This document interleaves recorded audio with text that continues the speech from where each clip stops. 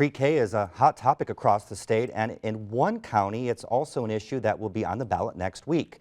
Voters in Bartholomew County will decide whether to approve a 7-year tax increase that would fund preschool scholarships for disadvantaged families in the local school district.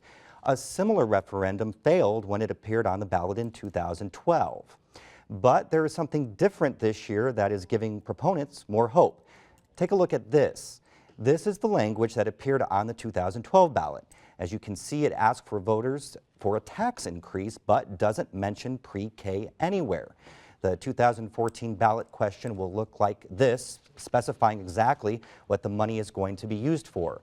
That's because of a change in state law that allows referenda to specify what the money will be used for. To talk more about what this means for state efforts to fund pre-K, we're joined by State Impact Indiana's Rachel Morello. Hi, Rachel. Thanks for being here. No problem. Is the change in language enough do you think that would change the outcome compared to where it was 2 years ago? Sure. So Bartholomew Consolidated School Corporation Superintendent John Quick told me he thinks so. The referendum that failed to pass in 2012 did so by less than 2,000 votes. So Quick says he thinks if people understand the money is going to pre-K and it won't be diverted to other projects, they're more likely to support it.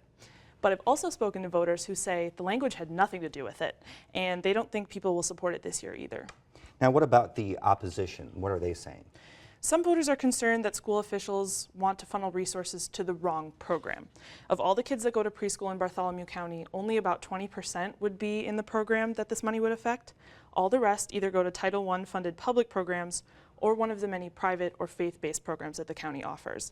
And so some advocates of this measure point out that not all families can afford private education.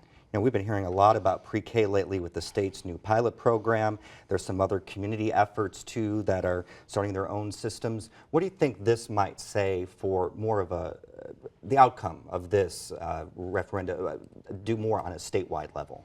Sure, so a lot of people are still discussing how to pay for pre-K. In Indy, there's a lot of talk about where money will come from for a program that Mayor Greg Ballard wants to put in place. The counties in the state's pilot program are continuing to search for funds.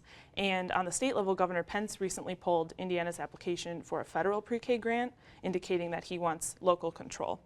So if this passes, we could see other counties try to pass similar referenda.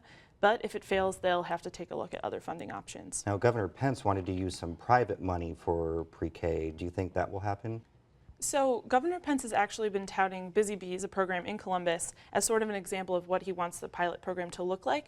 And that's been funded by private money for a few years now. So we'll just have to see how talks go about the rest of the state. Well, and we'll find out Tuesday, Election Day, just a few days away. Thank you.